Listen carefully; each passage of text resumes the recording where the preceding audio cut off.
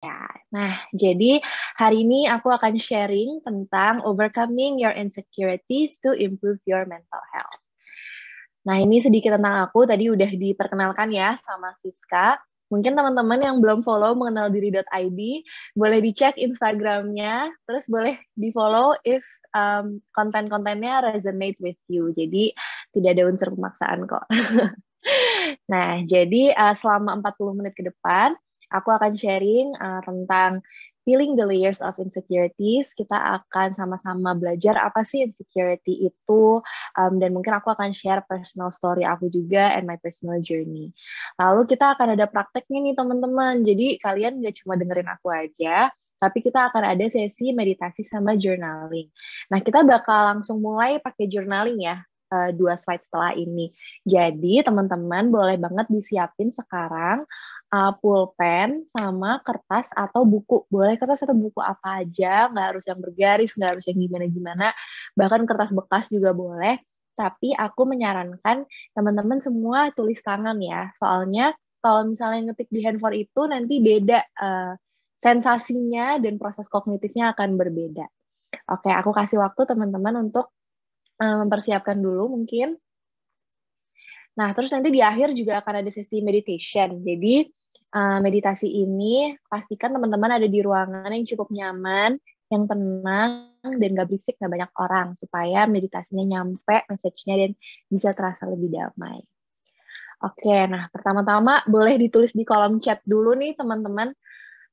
Apa sih niat kalian dalam mengikuti sesi aku hari ini nih?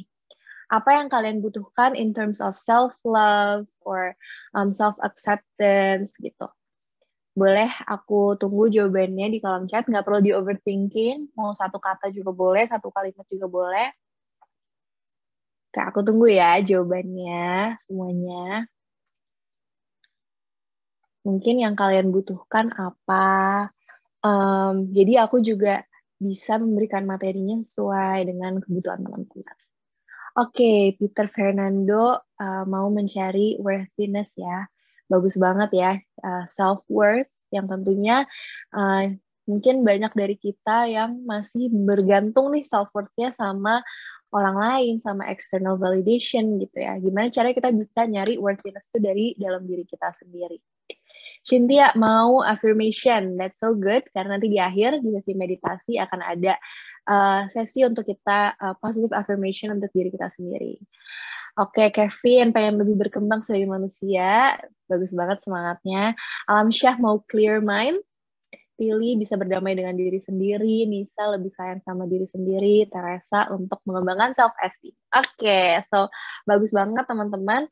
Thank you so much yang udah sharing. Yang belum share, it's okay. Yang penting kalian udah ada intentionnya dalam hati masing-masing. Dan semoga intentionnya itu bisa dibawa ya selama 40 menit ke depan. Dan tentunya semua intention ini memang nggak bisa dari aku nih yang ngasih ke kalian gitu ya. Jadi aku di sini lebih sharing aja, lebih untuk memandu journey kalian masing-masing. Jadi justru the important part itu nanti di journaling dan di meditasi. Karena kalian akan mencari jawaban itu, mendapatkan apa yang kalian butuhkan dari diri kalian sendiri. Nah, sekarang langsung disiapin buku jurnalnya. Aku mau ngajak teman-teman kita nulis sebentar. Boleh ditulis, di list aja 5 hal yang kamu sukai tentang diri kamu sendiri. Boleh physical appearance, boleh your talents, boleh apapun yang kamu sukai dari diri kamu. Oke, aku kasih waktu sekitar 15 detik cukup ya.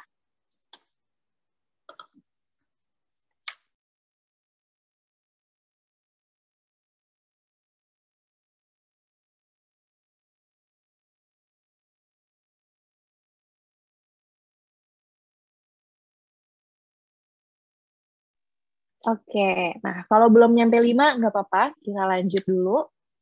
Sekarang tuliskan 5 hal yang tidak kamu sukai dari diri kamu sendiri.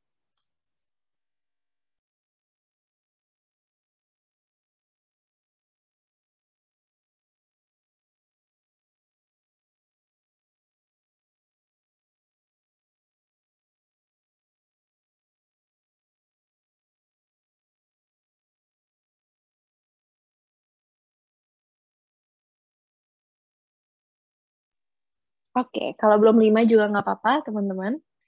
Uh, ini cuma sesi pemanasan aja. Sekarang aku pengen nanya ke teman-teman, boleh dijawab dalam hati masing-masing aja, nggak apa-apa. Lebih gampang yang mana sih? Lebih gampang ngelis hal yang kamu sukai dari diri kamu sendiri atau ngelis hal yang nggak kamu sukai? Oke, boleh dijawab aja dalam hati.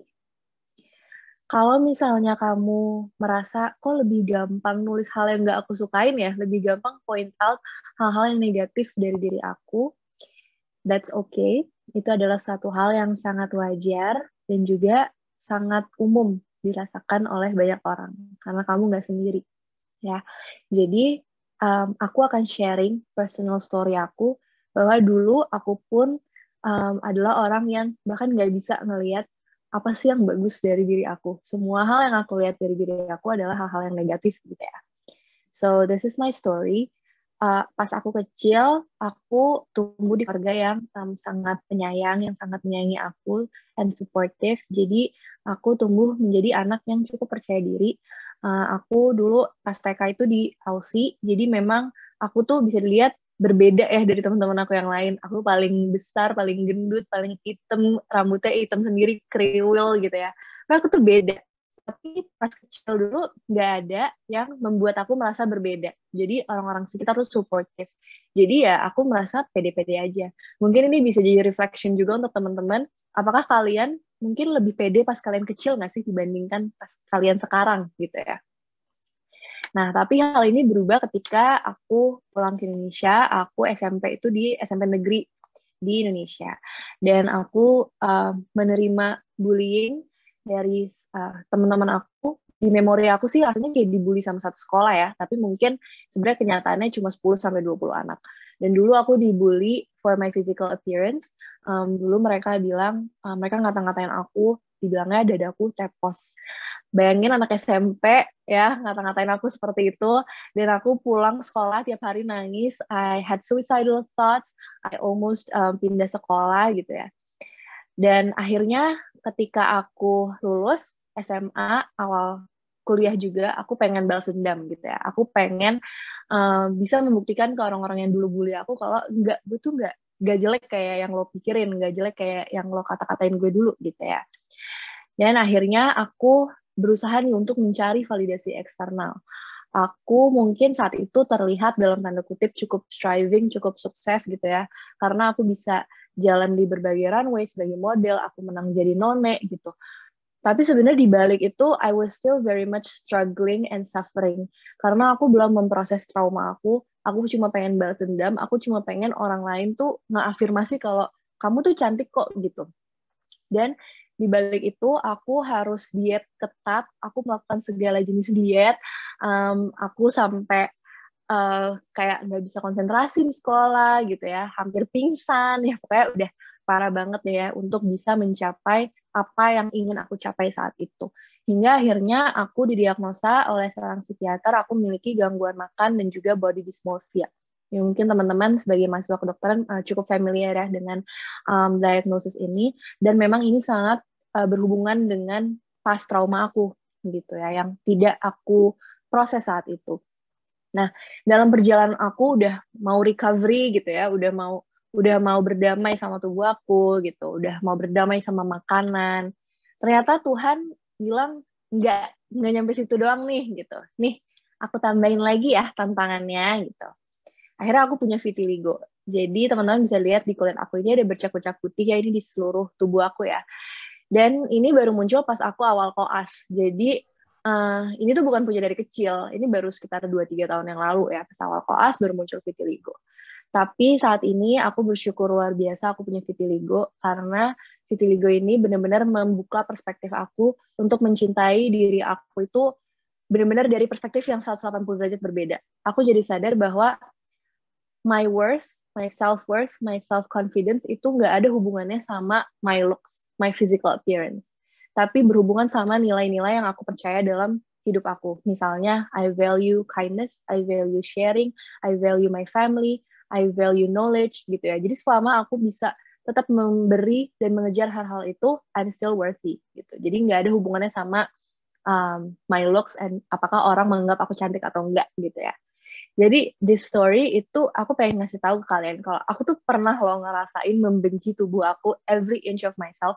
Ngeliat di kaca terus kayak ngeliat hidung gue pengen rhinoplasty, ngeliat perut gue pengen liposuction gitu ya, kayak ngeliat dada pengen breast enlargement, kayak apapun pengen aku ubah. Dan ngeliat temen di social media kayak pasti iri gitu ya, kayak nggak susah banget untuk bahagia karena kesuksesan orang lain gitu dulu. Tapi I also know that loving yourself is a possibility. Karena sebenarnya kita semua tuh terlahir dengan cinta. Dan gimana caranya kita bisa peel the layers, insecurities yang dikasih ke kita selama kita tumbuh dewasa gitu ya. Dan kita bisa menemukan lagi rasa cinta yang sebenarnya kita udah punya dalam diri kita sendiri. So that's what we are going to do today gitu ya. Mungkin nggak langsung hasilnya hari ini, tapi aku akan memberikan tools untuk teman-teman kita berlatih sama-sama. Nah, pertama-tama kita harus kenal dulu nih, insecurity itu hal yang buruk atau enggak sih? Sebenarnya insecure itu adalah sebuah emotion, sebuah perasaan.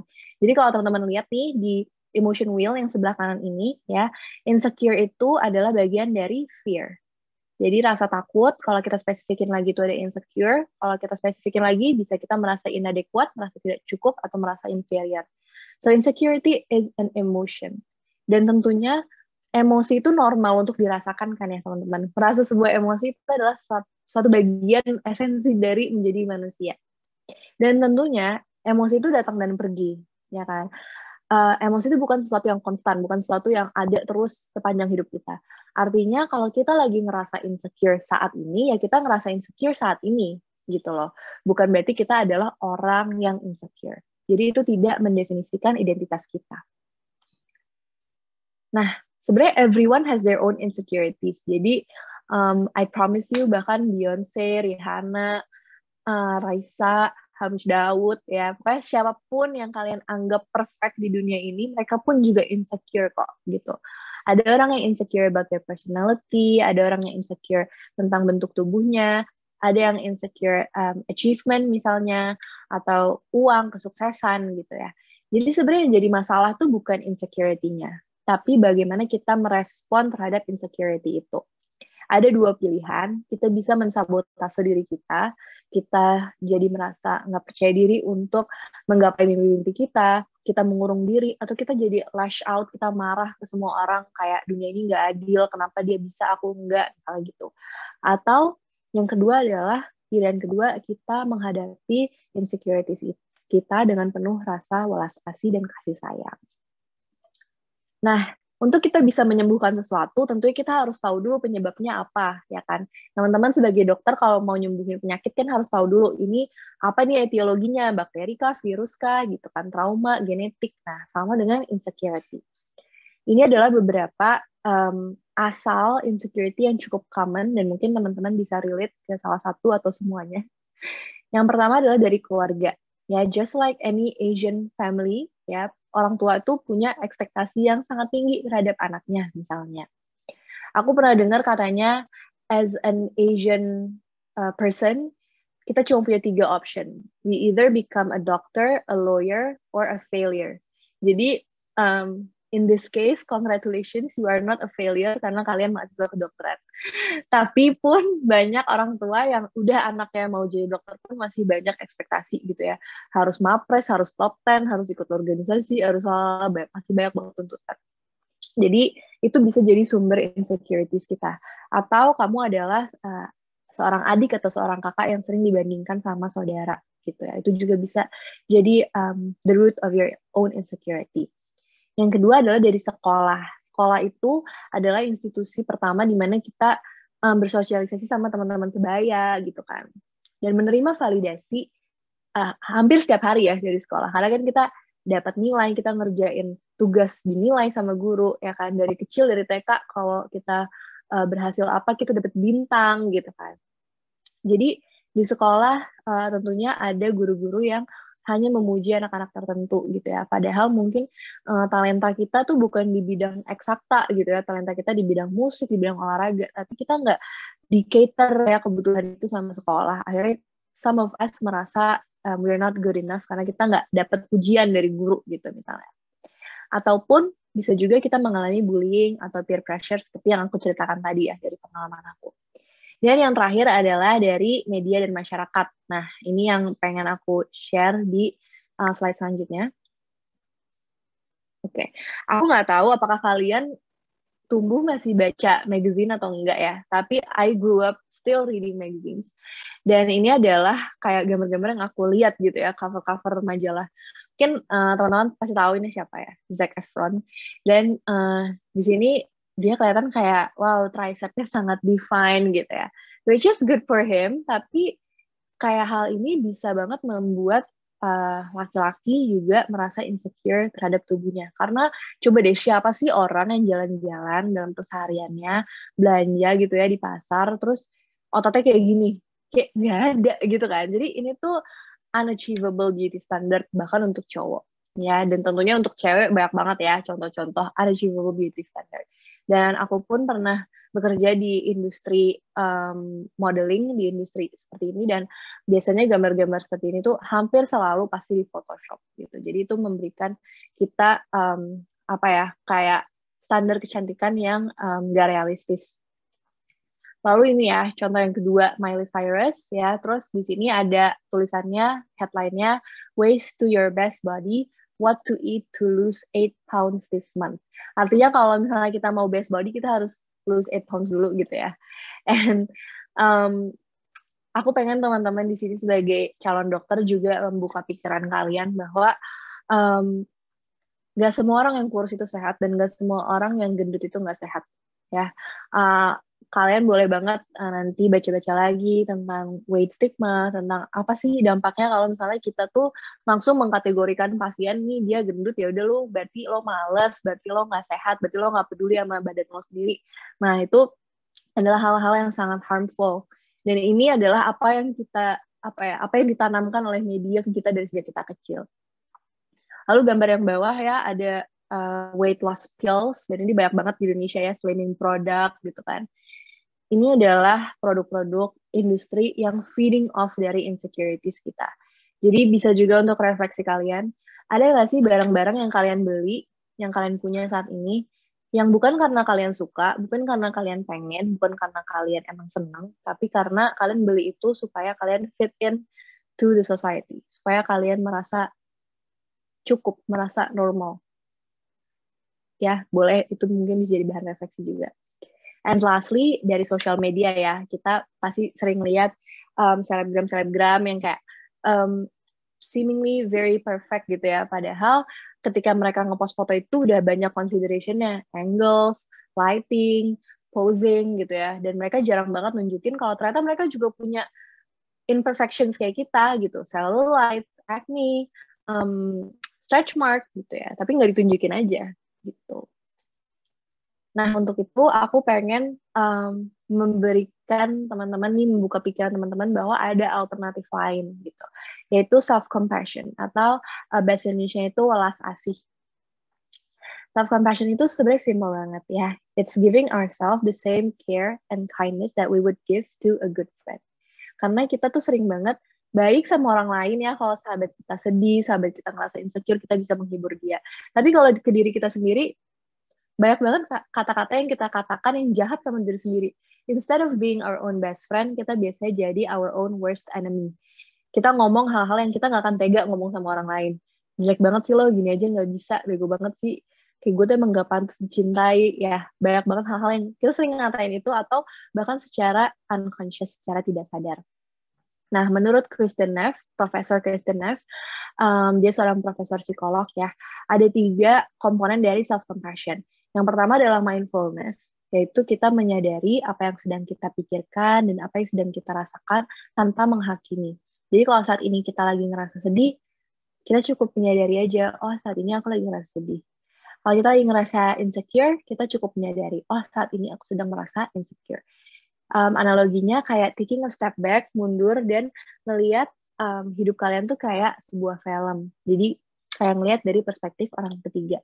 Hal ini akan membantu teman-teman untuk belajar detach dari perasaan dan pikiran kalian. Jadi kadang kita tuh kalut ya di pikiran kita sendiri. Kita sedih dan kita nggak tahu solusinya apa. Tapi kalau misalnya kita bisa lebih mindfulness, kita lebih bisa menyadari tanpa menghakimi, ini akan membantu kita untuk seeing things more clearly. Yang kedua adalah common humanity. Artinya adalah kita menyadari bahwa suffering yang kita rasakan saat ini itu nggak cuma kita doang yang ngerasain. Sebagai contoh, misalnya kamu lagi ngerasa aku nggak suka sama paha aku gitu ya. Sebenarnya di dunia ini ada 2 juta orang lainnya juga yang nggak suka sama pahanya gitu ya. Jadi lo tuh nggak sendiri. Karena biasanya kita ngerasa suffering, kita ngerasa kayak not good enough, kita ngerasa aneh, berbeda, karena kita mikirnya cuma kita yang ngerasa kayak gitu loh. Jadi common humanity helps us untuk bisa menguatkan diri ya, dengan menyadari bahwa nggak cuma kita kok yang ngerasa kayak gitu. Yang terakhir adalah self-kindness. Ya, self-kindness artinya kita nggak cuma kasihan doang sama diri sendiri, nggak cuma ya kasihan banget sih lo lagi sad ya gitu. Tapi kita juga ada dorongan untuk I want to alleviate the suffering. Aku pengen membuat diriku merasa lebih baik gitu ya. Itu adalah prinsip-prinsipnya teman-teman. Tapi tentunya ini perlu latihan dan ini juga suatu hal yang kayak naik turun juga gitu ya. One day you can be very self-compassionate, another day mungkin enggak gitu ya. Tapi it's okay because it's a practice. Nah, gimana sih caranya kita bisa shift our perspective dari insecure menjadi self-compassion? Ini sebagai contoh aja, misalnya kamu nggak suka sama paha kamu yang banyak selulitnya, yang gendut, yang kayak just not kayak nggak kayak model-model gitu ya. A self-compassion perspective would say, aku bersyukur pahaku kuat dan dapat membawaku ke tempat-tempat indah di dunia ini. Jadi kita berangkat dari rasa syukur. Kita memberikan terima kasih, kita memberikan kasih sayang ke tubuh kita atau diri kita sendiri yang saat ini sedang merasa insecure. Nah, ini sebagai contoh aja, tapi nanti kita latihan gimana caranya kalian bisa membangun ini yang sesuai dengan kebutuhan kalian. Nah, kita akan latihan journaling nih teman-teman. Mungkin kalian ada yang udah pernah journaling, udah sering journaling gitu ya. Journaling itu sebenarnya simple, cuma menuliskan apa yang kalian pikirkan dan apa yang kalian rasakan dalam bentuk tulisan. Jadi kayak, kalau dulu pas kecil kita sering nulis diary gitu ya. Sekarang yang ngetrennya namanya journaling. Nah, journaling ini memberikan kita ruang untuk bisa ngobrol sama diri sendiri. Mungkin awalnya serem, karena kita tuh pinter banget memendam pikiran dan perasaan kita. Percaya deh, kita tuh pinter banget loh memendam hal-hal yang kita nggak pengen ngerasain, kita nggak pengen ekspresikan gitu kan. So, ketika kita journaling dan kita membiarkan semua yang kita pendam itu keluar, kayak at first it can be scary gitu. Tapi perlahan-lahan journaling itu bisa mengingatkan kita of how truly strong we are inside.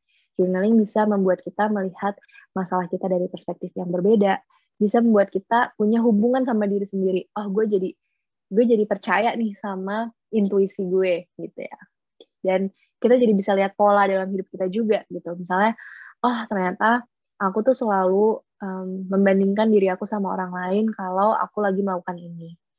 Jadi kita bisa lihat polanya nih. Karena seringkali tuh self-comparison gitu ya, self-doubt, self-hatred itu muncul secara unconscious. Jadi kalau kita journaling, kita jadi lebih conscious tentang pola-pola dalam hidup kita. Nah, ini beberapa tips untuk sebelum kita latihan. Yang pertama, kalian nggak perlu memperdulikan structure, gaya bahasa, grammar, vocab, kayak nggak usah dipikirin karena ini tuh bukan karya tulis ya, ini bukan esai, ini bukan LTM, ini adalah jurnal kamu. Dan ingat bahwa nggak akan ada yang baca jurnalnya. Karena kalau misalnya kita kayak kepikiran nanti kalau misalnya gue nulis gini, nanti kalau orang lain baca gimana ya? Atau kayak, maybe I should write this supaya if one day mamaku baca, she would feel happy atau apa. Karena kalau misalnya kita mikir kayak gitu, kita nggak akan jujur sama diri sendiri. Jadi kita coba ingat bahwa nggak akan ada yang baca jurnal kamu, kita turunin nih perlahan benteng yang udah kita bangun gitu ya. Yang ketiga, biarkan suara kamu menemukan aura sendiri. Mungkin banyak yang kayak, gue nggak tahu nih mau nulis apa, nggak tahu nggak keluar apa-apa. Kayak, nggak apa-apa kalau kamu nggak tahu mau nulis apa, tulis aja, aku nggak tahu mau nulis apa, gitu. Dan ada yang bahkan bilang tipsnya adalah, kalau nggak tahu banget, jangan angkat pulpen kamu dari kertas. Jadi biarkan itu ngalir aja gitu. Dan yang terakhir adalah let go of any expectations. Kalau misalnya tadi aku bilang kayak journaling banyak manfaatnya gitu ya, tapi sekali lagi it's a practice right gitu. Dan Nggak berarti setiap sesi journaling itu akan full of insights, akan mengubah hidup kamu. Nggak juga. Jadi kayak ya udah lepaskan aja ekspektasi kamu, apapun yang akan terjadi hari ini biarkan terjadi. Oke, kita akan mulai dengan latihannya ya, workshopnya. Teman-teman boleh disiapin ya jurnalnya, buku, kertas, dan pulpen. Dan pastikan kalian ada di ruangan yang nyaman, yang tenang, yang nggak banyak orang. Oke, kita akan step by step nih journalnya dengan teknik HEART, HEART, ada 5 step. Aku akan bantu pandu teman-teman. Ya, sebelumnya aku akan nyalain lagu supaya kita lebih kalem ya. Oke.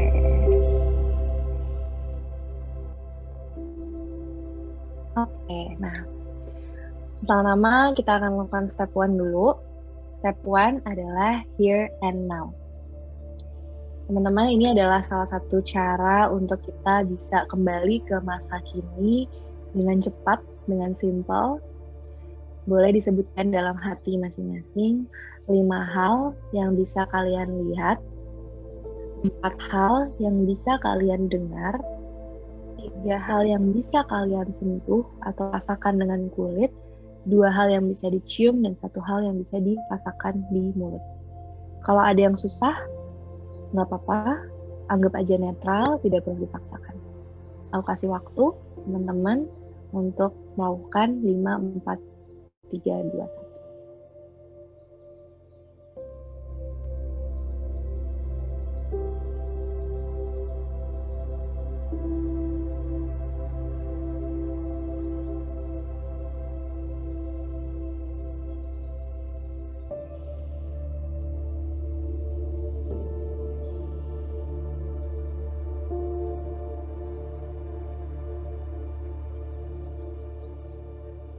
Oke, sekarang kita akan lanjut ke step 2.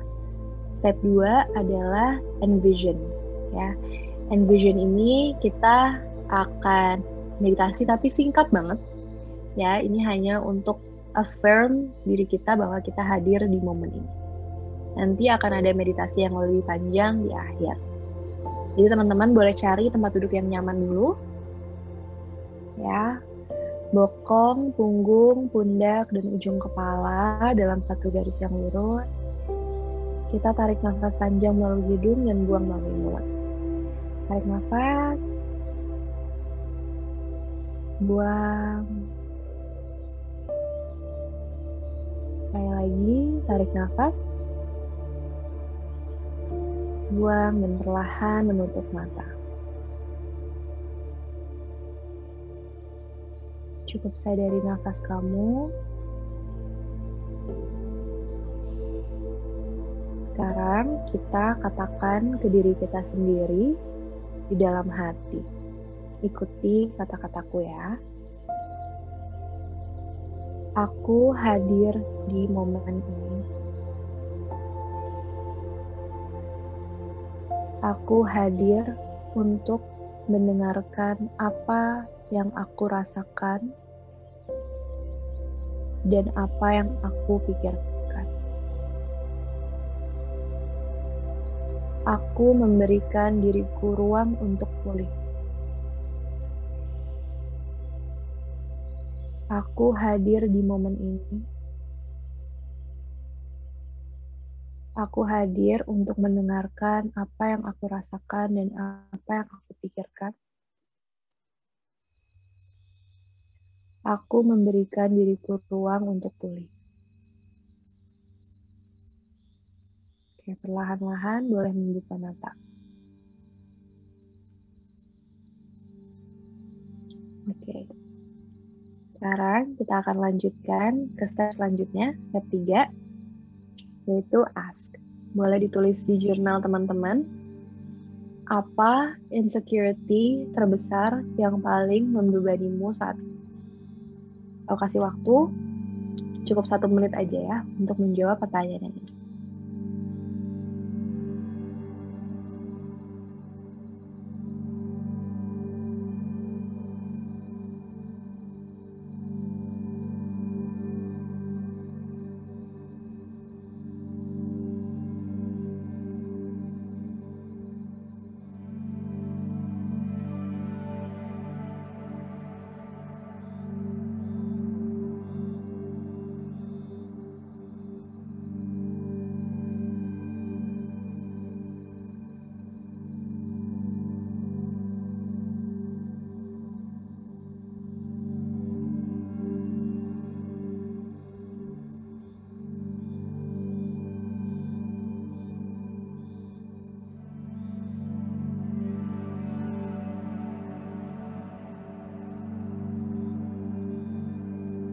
Oke, sekarang kita lanjutkan ke step selanjutnya, yaitu reflect. Reflect ini akan ada 3 bagian. Pertama-tama, kita akan mendefinisikan fakta terlebih dahulu. Kita coba ingat-ingat, kita cari root dari insecurity kita. Kapan dan gimana sih insecurity itu pertama kali muncul? Dan gimana dampaknya sekarang di kehidupan sehari-hari kamu? Oke, boleh di-refer lagi ke yang tadi aku ceritain, dari keluarga, dari sekolah, atau dari media, atau dari hal lain yang relevan untuk kamu. Aku kasih waktu untuk menulis jawaban yang ini.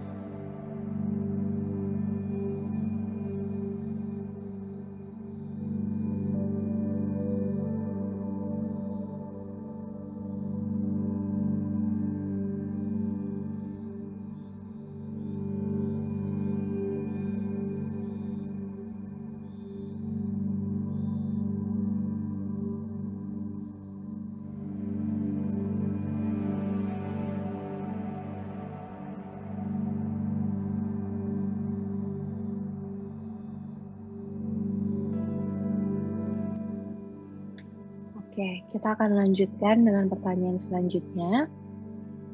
Defining emotions. Apa yang kamu rasakan saat ini ketika memikirkan tentang insecurity itu?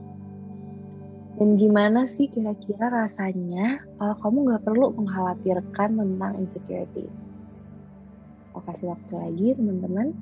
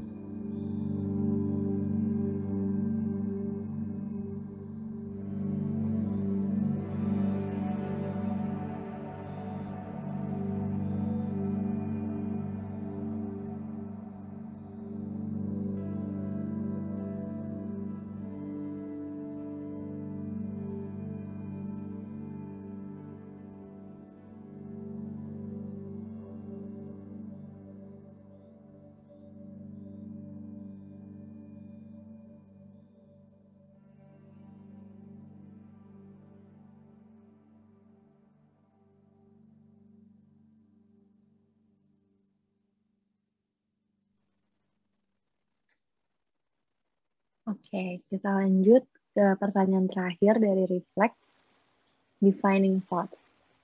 Bagaimana kamu bisa mengubah perspektif kamu mengenai insecurity yang tadi kita udah omongin dari perspektif self-compassion atau penuh welas asih. Seperti yang aku kasih contohnya tadi. Ya, kasih waktu lagi ya teman-teman.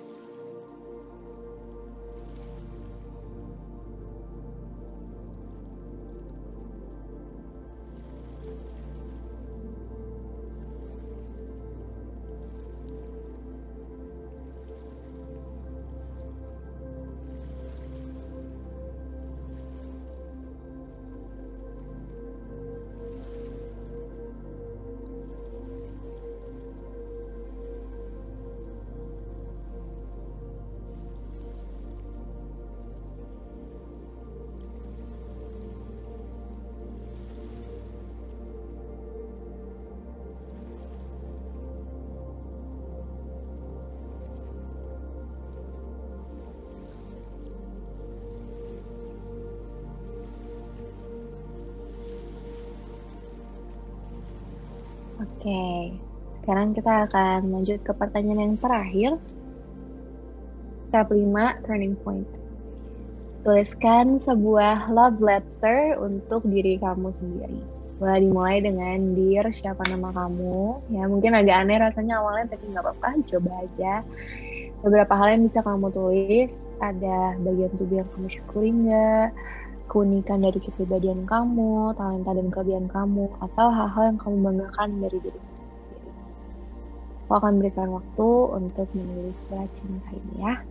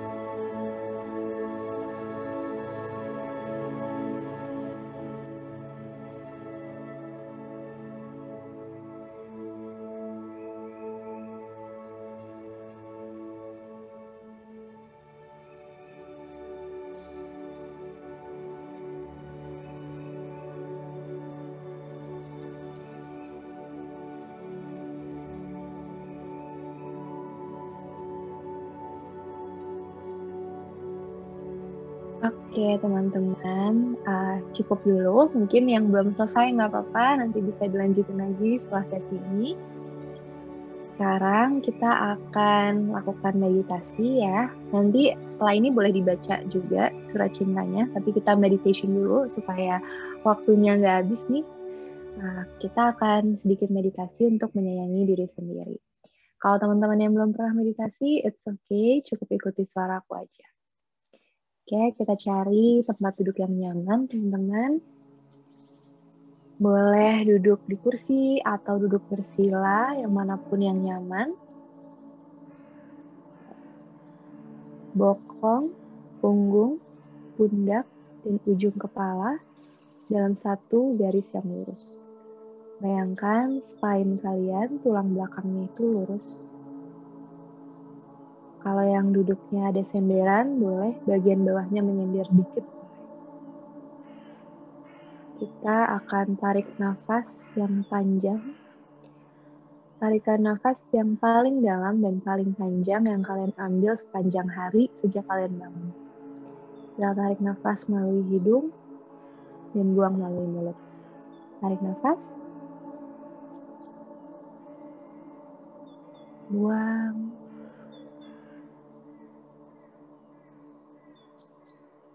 Sekali lagi, tarik nafas. Buang.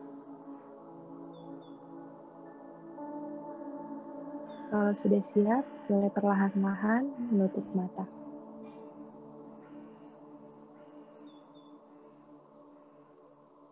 Sekarang kita sadari nafas kita.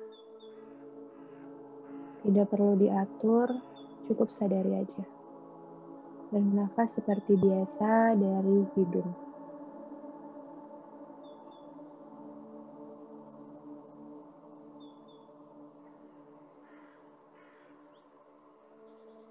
Meditasi hari ini adalah sebuah guided meditation. Aku akan memandu teman-teman untuk bertujuan lebih mencintai diri sendiri. Akan ada 3 bagian. Yang pertama adalah relaksasi, yang kedua adalah body scan, dan yang terakhir adalah afirmasi positif. Bagi teman-teman yang belum pernah bermeditasi, gak apa-apa, gak perlu khawatir, cukup ikuti suaraku aja. Meditasi itu pikirannya gak perlu kosong kok. Jadi kalau ada pikiran atau perasaan yang muncul, cukup disadari, tidak perlu dihakimi, dan kembalikan fokus kamu ke suaraku. Oke, kita mulai. Kita sadari nafas. Kita datang dengan rasa penasaran. Nafas kita sekarang seperti apa? Apakah dalam atau dangkal? Apakah panjang atau pendek? Yang mana yang lebih panjang? Tarikan nafas atau hembusan nafas?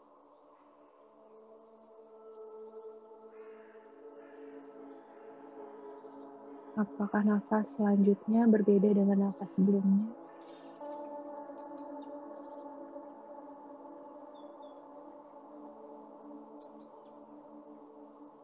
Sekarang rasakan setiap hembusan nafas, tubuh kamu 1% lebih rileks.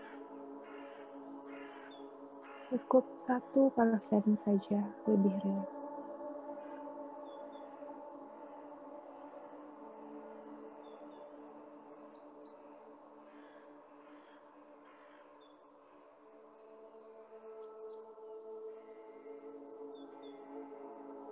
Sekarang letakkan kedua tangan di atas dada, boleh menunduk sedikit.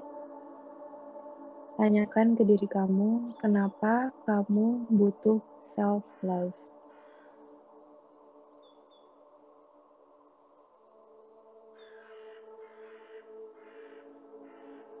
Kita kembalikan kedua tangan di atas paha, telapak tangan menghadap ke bawah. Sekarang kita akan lakukan teknik meditasi body scan. Aku akan menyebutkan bagian tubuh, kamu boleh fokuskan perhatianmu ke bagian tubuh tersebut dan dikirimkan rasa welas asih. Kita mulai dari ujung kepala, dahi, kedua alis, bola mata, dan titik di balik mata. Kita ucapkan terima kasih mataku yang sudah membantu aku melihat indahnya dunia.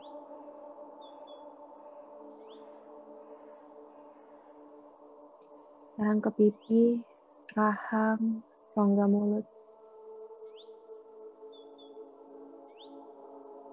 Terima kasih mulutku yang sudah membantu aku mengatakan hal-hal yang baik untuk sahabatku.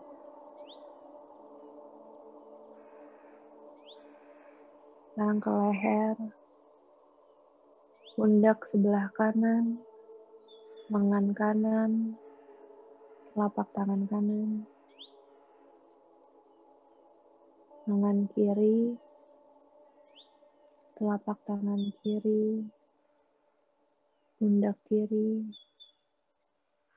Kita ucapkan terima kasih kepada tanganku yang sudah membantuku melakukan hobi-hobiku. Kalau teman-teman mau senyum boleh, nggak perlu ditahan-tahan. Oke, kita lanjut ke bokong, punggung bagian bawah, punggung bagian atas. Terima kasih tulang belakangku yang sudah menopang tubuhku. Dada. Terima kasih dadaku yang sudah menjaga jantungku dan paru-paruku. Perut. Terima kasih lemak-lemak di perutku yang sudah menjadi cadangan energiku. Terima kasih perutku yang sudah mencerna makananku dan memberikanku nutrisi. Sekarang ke paha kiri dan paha kanan. Betis kiri, betis kanan. Telapak kaki kiri, telapak kaki kanan. Rasakan kaki kamu grounded dan supported oleh bumi. Terima kasih kakiku yang sudah membawaku ke tempat-tempat indah di dunia ini, membawaku ke sekolah, membawaku ke tempat bekerja, membawaku menemui sahabat-sahabatku dan orang yang aku sayangi.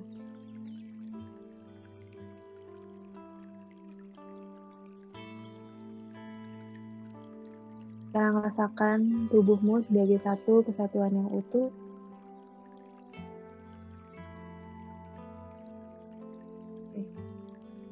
Ada bagian tubuh yang mungkin masih tegang, boleh letakkan tangannya di bagian tubuh itu dan boleh dipijit-pijit sedikit supaya lebih rileks. Kalau ada bagian tubuh yang perlu digerakin nggak apa-apa, meditasi itu nggak harus selalu diam. Kalau yang pegel boleh digerakin dikit, boleh dipijit-pijit. Ya. Rasakan benar-benar gimana kamu tuh bisa loh ngasih kasih sayang untuk diri kamu sendiri, nggak perlu nunggu orang lain. Sekarang letakkan kedua tangan kamu di dada. Boleh ditundukkan sedikit kepalanya dan ulangi kata-kataku. Aku pantas menerima cinta bagaimana aku memberikan untuk orang lain. Aku pantas menggapai mimpi-mimpiku. Aku pantas berada di sini. Terima kasih diriku sudah bertahan hingga hari ini. Terima kasih sudah sehat, terima kasih sudah kuat. Semoga tubuhku selalu sehat, jiwaku selalu sabar. Terima kasih diriku. Sekarang kembalikan kedua tangan di atas paha, kita tarik nafas yang panjang melalui hidung dan buang melalui mulut. Tarik nafas, buang. Jika teman-teman sudah siap, perlahan-lahan boleh membuka mata.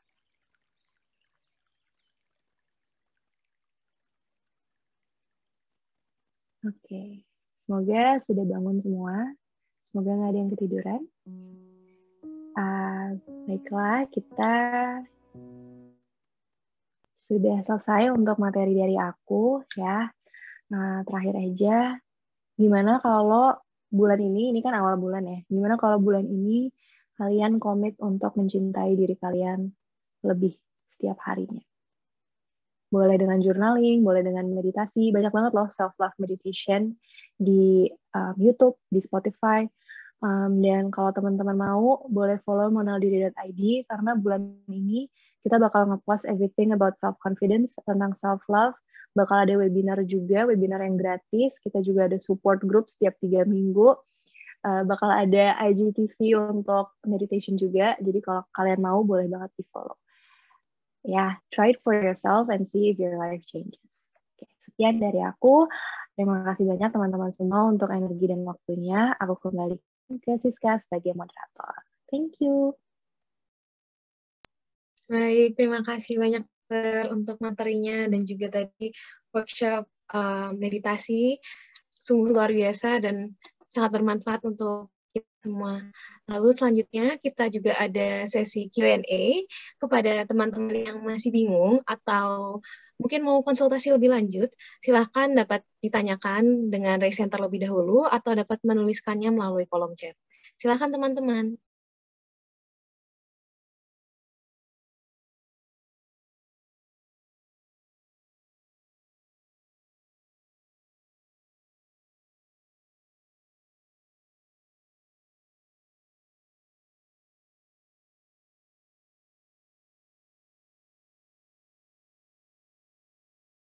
Baik, silakan Alam. Oke, makasih Siska. Dokter Salma izin tanya ya. Tadi kalau nggak salah waktu di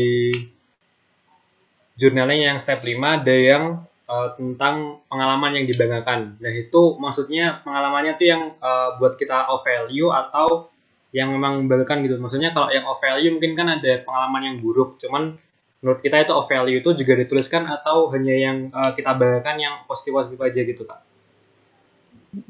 Oke, terima kasih banyak nih Alam untuk pertanyaannya. Sebenarnya journaling itu ya nggak ada yang benar dan nggak ada yang salah ya. Jadi apapun yang ingin kalian tuliskan boleh dituliskan aja.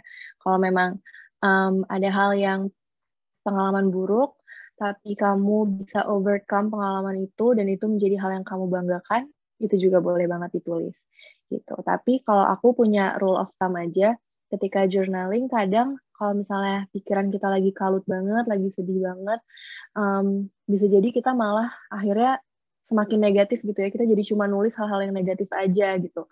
Jadi rule of thumb-nya dari aku adalah ketika lagi ngerasa kayak gitu, kita batasin waktu mungkin sekitar 5 menit atau 10 menit aja untuk nulis hal-hal yang buruk-buruk, yang negatif. Jadi keluarin aja dulu. Tapi nanti beberapa menit setelahnya, coba untuk dorong diri kamu untuk mencari apa sih pelajaran yang bisa diambil gitu, apa sih hal positifnya dari pengalaman negatif yang aku tulis gitu. Jadi at least at the end of every journaling session ada sedikit perspektif yang terbuka gitu sih kalau dari aku Alam.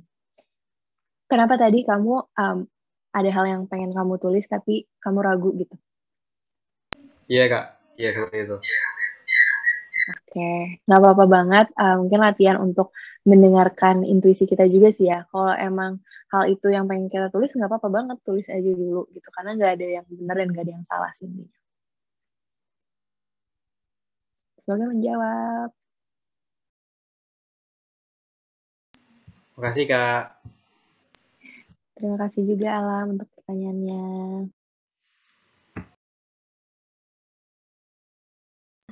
Baik, terima kasih Alam dan terima kasih dokter untuk jawabannya. Selanjutnya ada pertanyaan anonim dokter. Pertanyaan anonim menanyakan mengenai how to differentiate self-compassion and self-toxic positivity. Seperti itu dokter. Oke, wah ini pertanyaan yang bagus banget ya. Sebenarnya toxic positivity itu apa sih? Toxic positivity itu ketika kita sebenarnya nggak baik-baik aja, tapi kita memaksakan diri untuk tetap maju, untuk nggak apa-apa kok gitu. Atau ya lah gini doang, kok gini doang sedih, gini doang kecewa, udah nggak apa-apa lanjut aja, gini doang capek gitu ya. Itu adalah toxic positivity. Sedangkan self-compassion itu kita menyadari bahwa nggak apa-apa untuk suffer, nggak apa-apa untuk merasakan emosi yang tidak nyaman. justru kita embrace itu gitu. Kan kalau toxic positivity artinya kita cuma embrace yang positif-positif aja ya. Kita nggak embrace yang negatif-negatif. Sedangkan kalau self-compassion kita embrace yang negatif-negatif. Karena kita nggak bisa menyembuhkan apa yang tidak kita rasakan. Kita nggak bisa menyembuhkan apa yang tidak kita recognize gitu ya. Jadi kalau kita ngerasa marah, kita ngerasa sedih, kecewa, kalau kita mengabaikan itu, kita kayak enggak kok, nggak apa-apa, hidupku baik-baik aja, kayak udahlah, kayak ya udah, orang emang kadang kayak gitu, nggak apa-apa gitu ya. Tapi kita nggak memproses hal itu, bisa jadi hal itu akan terpendam dan nanti suatu saat itu akan meledak gitu kan. Jadi kalau self compassion itu justru ketika lagi ada hal yang mengecewakan, hal yang bikin kita sedih, misalnya kita lagi gagal gitu ya, kita benar-benar welcoming perasaan itu gitu. Kayak, oh oke, sekarang aku lagi ngerasa seperti ini, terus boleh ditanyakan kenapa aku merasa seperti ini, boleh diproses gitu ya. Tapi tetap pada akhirnya yang 3 tadi yang aku katakan self-compassion itu ada mindfulness, ada common humanity, dan ada self-kindness. Jadi itu ya yang membedakan gitu. Sebenarnya sih emang kayak kalau diomongin mungkin gampang, tapi memang perlu latihan nih ya teman-teman. So next time mungkin kalau kalian merasakan perasaan yang tidak nyaman, lagi stres mau ujian atau remet ujian misalnya, kalian ngerasa gagal, atau kalian nanti main Instagram terus catch yourself comparing yourself ke teman-teman kalian gitu ya, instead of mensupresi perasaan itu, kalian benar-benar sadarin yang oh sekarang aku lagi ngerasa kayak gini gitu, and any emotions that you feel is valid, it's normal gitu, dan kalau kamu punya energinya boleh diproses perasaan itu gitu. Dan percaya sama intuisi kamu sendiri sih. Percaya kayak lo tuh bisa kok bedain yang mana yang toxic positivity, yang mana yang emang ini yang gue rasain dan gue pengen memberikan self compassion. Jadi percaya sih jawabannya sebenarnya ada dalam diri kamu. Gitu. Semoga menjawab teman anonimku.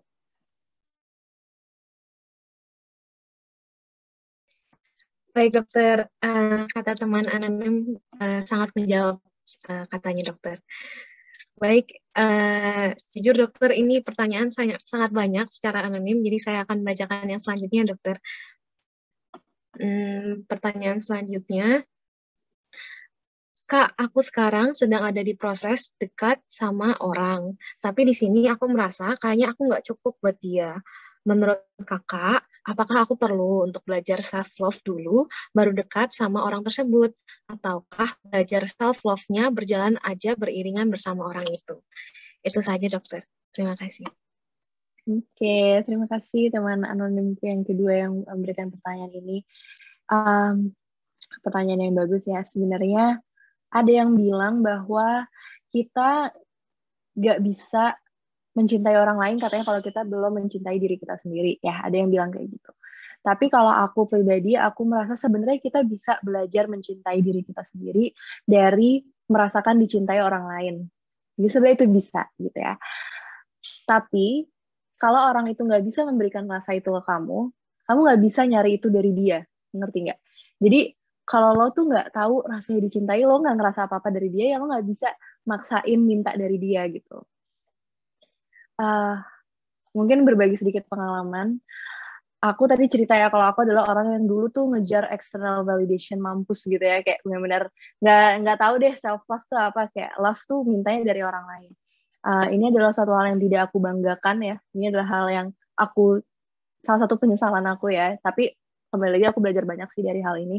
Dari sejak aku SMP sampai aku kuliah itu aku nggak pernah single. Aku selalu punya pacar, dan kayak itu bukan hal yang aku banggakan karena aku nggak gimana ya, aku nggak tahu apa itu love, aku nggak tahu apa itu bahagia, ya aku nyari itu dari orang lain terus gitu loh. Dan aku nggak pernah percaya sama intuisi aku sendiri. Kalau misalnya dari hal sesimpel kayak mau makan apa siang ini, pasti kayak nanya teman-teman, mau potong rambut nanya orang, mau beli apa nanya orang, kayak nggak pernah percaya sama diri aku sendiri karena nggak kenal sama diri sendiri gitu loh. Jadi kalau misalnya kamu ragu ya, kayak gue bisa nggak ya nemuin self love gue dengan situasi saat ini, well, coba dengerin intuisi kamu aja, kayak what does your inner voice say? Apakah artinya aku perlu sendiri dulu dan mengenal diri aku, atau apakah mau beriringan gitu? Sebenarnya itu jawabannya bisa keduanya, dan itu tergantung dari your personal experience sih gitu. Tapi ya itu sih pertimbangan-pertimbangannya yang tadi aku katakan. Kok gue jadi kayak dokter cinta gitu ya? Ya, begitulah teman. Semoga menjawab ya teman anonimku. Baik, terima kasih dokter. Kata anonim menjawab banget seperti itu dokter. Pertanyaan selanjutnya, ini juga anonim. Terkadang berusaha menerima diri dengan semua insekuritas kita, tetapi terkadang aku merasa malah hal itu menghambat diriku juga untuk menjadi a better version of myself. Terkadang aku merasa insecuritiesku aku butuhkan untuk mengembangkan diriku sendiri.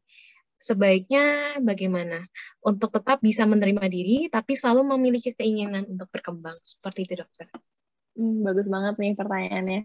Karena ini juga salah satu misconception ya tentang self-love. Kayak ada yang bilang self-love itu artinya kita nggak mau berkembang, atau kayak self-compassion itu artinya kita memanjakan diri kita gitu ya. Kita nggak memotivasi diri kita.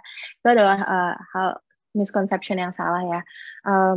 Mungkin cara gampangnya untuk ngebedain yang mana yang perlu gue accept, yang mana yang perlu gue kembangkan. Kalau dari aku, ketika kekurangan aku itu sifatnya physical appearance, ya misalnya aku nggak suka sama bentuk tubuh aku, ada yang pengen aku ubah, pengen oplas, whatever, aku akan berusaha dulu untuk find acceptance. Ya, kalau itu sesuatu yang fisik gitu. Ya, aku sih I have nothing against orang-orang yang mau operasi plastik atau apa sih botox sekarang, terus apa tanam benang and all that, itu nggak apa-apa sih sebenarnya. Kalau emang itu pilihan kamu dan you feel good about it, dan sebenarnya you do it for yourself, bukan untuk menyenangkan orang lain, ya nggak apa-apa gitu. Tapi kalau misalnya aku my own take on physical insecurities, I will learn to accept it. Contohnya vitiligo aku udah nggak tertarik sih kayak laser lah apa, kayak udah kayak nggak, kayak gue I'm accepting my physical appearance gitu. Tapi kalau misalnya itu sesuatu kekurangannya yang mungkin sifatnya kayak kemampuan atau skill gitu ya, kalian pasti bisa kok menentukan ini sesuatu yang perlu kembangkan atau enggak gitu. Misalnya kamu insecure untuk ngomong depan orang, ya padahal kamu sadar aku butuh bisa berkomunikasi dengan baik untuk menjadi seorang dokter misalnya. Berarti ya itu sesuatu yang bukan kalian accept gitu aja, tapi kalian cari cara untuk mengembangkan diri kalian. Karena justru ketika kalian find cinta yang unconditional untuk diri kalian, justru kalian pasti terdorong untuk pengen menjadi versi terbaik dari diri kalian sendiri gitu. Dan juga kalau kalian penasaran, boleh juga baca bukunya Kristin Neff yang tadi aku bilang. Kristin Neff ya, dia adalah yang kayak pakarnya self compassion, dan dia tuh udah bikin banyak banget studi-studi yang menunjukkan kalau orang yang punya self compassion itu justru adalah orang-orang yang lebih termotivasi. Justru itu adalah orang-orang yang kayak lebih ingin mengembangkan dirinya jadi lebih baik, dan secara produktivitas, secara mental health juga lebih baik gitu, well-being-nya lebih baik. Jadi kalau kalian mungkin kalian di sini ada anak-anak yang cukup scientific dan cukup kayak skeptis gitu ya, itu udah scientifically proven. Jadi kalian boleh baca studi-studinya gitu.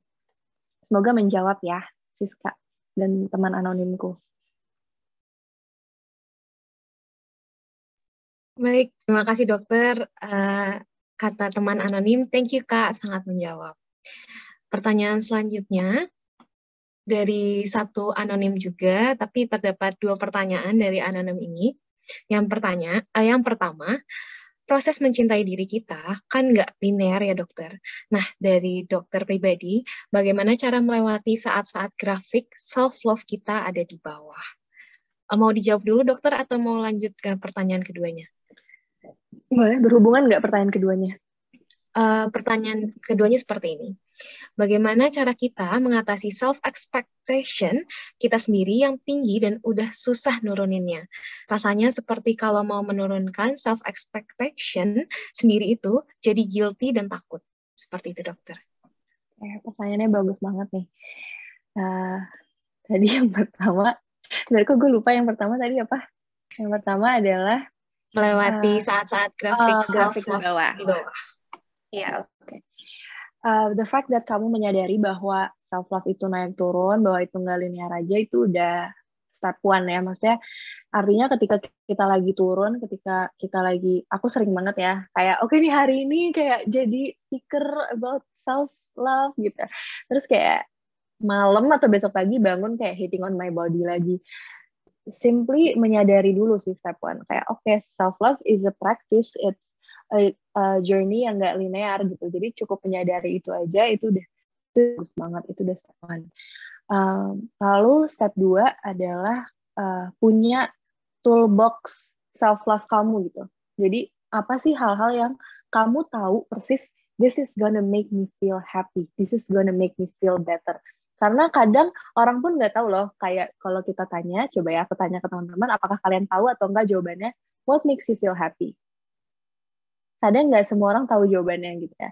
Jadi kalau aku bikin list 10-15 atau sebanyak-banyaknya, minimal 10 hal yang membuat kamu bahagia, yang bisa kamu lakukan dalam keseharian kamu. Misalnya, dance to your favorite music, di dalam kamar. I'm a bad dancer, kayak aku kalau nari-nari di kamar kayak nggak ada yang nonton gitu ya.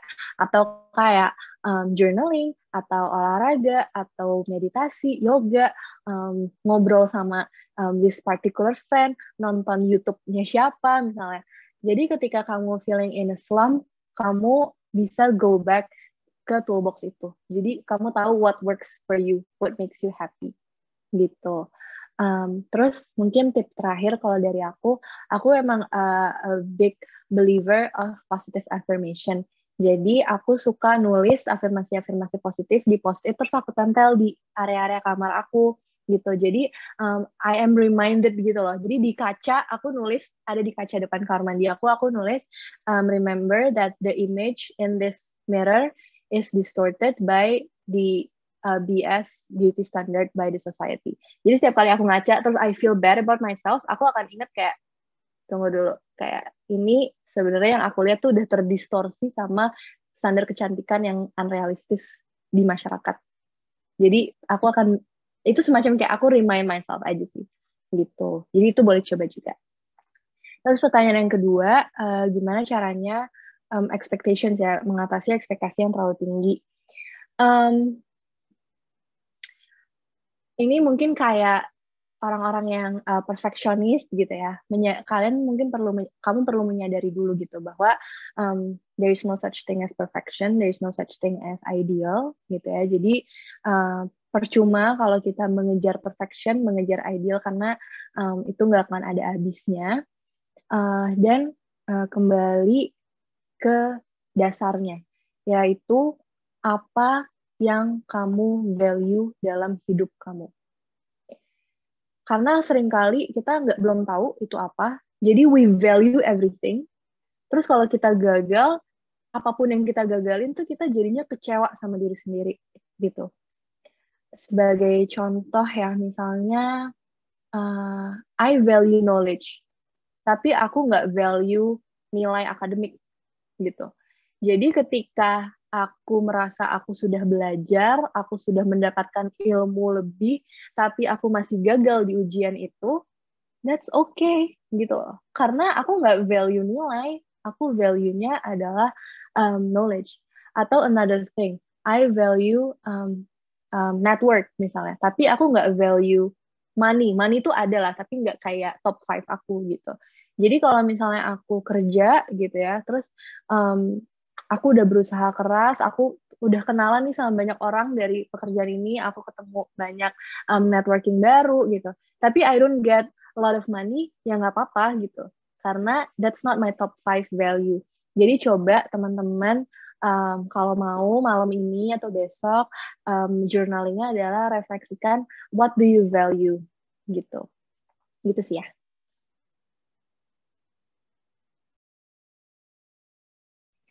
Baik, terima kasih dokter.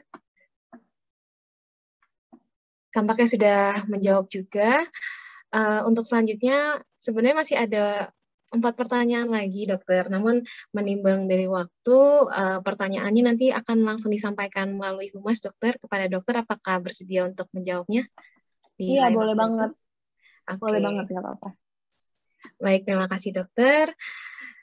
Baik teman-teman, untuk sesi Q&A kali ini sudah dicukupkan.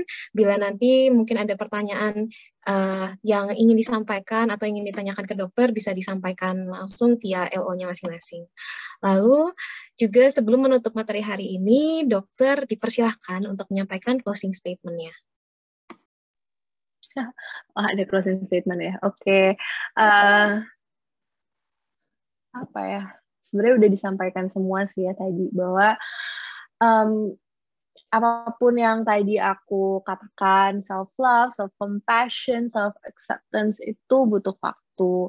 Jadi, be gentle on yourself utamanya. Kalau misalnya, sorry banget, kalau misalnya kayak, aku udah tahu nih semua ini gitu ya, aku udah belajar hari ini tentang self-compassion, tentang self-love, tapi kenapa hari ini aku jatuh lagi, kenapa hari ini aku tetap kesel sama diri aku sendiri lagi gitu ya. Gak apa-apa gitu, kayak just be gentle gitu. Ingat aja kayak yang gak apa-apa, it's a process. Bayangin aja kamu tuh dari kecil sampai detik ini itu dikasih semua influence-nya itu yang membentuk insecurity kamu saat ini. Ya kan, dari kecil kan, dari keluarga, dari sekolah, dari media, dan tentunya nggak bisa juga dalam sehari 2 hari itu langsung kamu lepas gitu aja. So it's gonna take time and just be gentle with yourself. Ya. Baik, terima kasih banyak dokter. Nah, sebagai tanda apresiasi juga dari kami dokter, kami menyiapkan sertifikat kepada dokter yang akan diserahkan langsung oleh Project Officer U2U 2021. Kepada Alam dipersilahkan. Oke, udah di spotlight ya. Nah, jadi saya selaku Project Officer dan juga mewakili teman-teman, panitia dan juga peserta yang ada di sini, mau mengucapkan terima kasih atas materi yang sudah bagus banget yang sudah diberikan Dr. Salma, dan juga udah benar-benar ngena banget buat aku dan pastinya teman-teman yang ada di sini juga.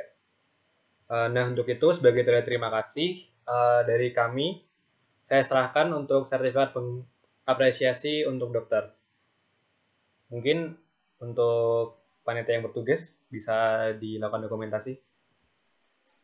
Baik, untuk mengabadikan momen bersama hari ini, baiknya kita foto agar dapat mengenang momen ini ya. Langsung saja kepada panitia PDD, dipersilakan, saya akan pandu. 1, 2, 3. Baik, terima kasih. Sekali lagi saya mau mengucapkan terima kasih kepada Dr. Salma untuk kesediaannya hadir dalam kegiatan hari ini dan juga pemaparan materi yang benar-benar luar biasa. Semoga dilancarkan segala aktivitasnya dan semoga dokter dan keluarga sehat selalu. Kepada Dr. Salma dipersilakan untuk live meeting dan melanjutkan aktivitas selanjutnya. Terima kasih Siska, Alam, dan teman-teman semua. Sampai jumpa di lain kesempatan. Thank you. Dadah. Sampai jumpa dokter. Oke teman-teman, sebelumnya kita sudah mendalami materi mengenai kesehatan mental dan bagaimana cara kita menangani segala insekuritas yang kita miliki sehingga kita mendapatkan self-compassion. Semoga materi hari ini bisa bermanfaat untuk kita semua dan untuk meditasi dan hal-hal yang sudah kita lakukan tadi dapat diimplementasikan dalam kehidupan kita sehari-hari. Saya Siska sebagai moderator, mohon maaf bila ada yang kurang berkenan dan izinkan saya menutup dengan sebuah pantun. Siang-siang pergi lari, pulang-pulang mandi bersih. Saya pamit undur diri, sekian dan terima kasih. Viva Amsa, saya kembalikan ke MC. Oke, baik, terima kasih banyak Kak Siska selaku moderator kita yang sudah memandu acara dengan baik sekali, dan juga terima kasih juga untuk Dr. Salma Kiana karena sudah memberikan materi yang luar biasa relate-nya untuk kita-kita. Iya, benar banget. Terima kasih banyak kepada Kak Siska dan Dr. Salma. Terima kasih juga buat para kontestan yang udah aktif nanya nih. Oke, gimana nih para kontestan?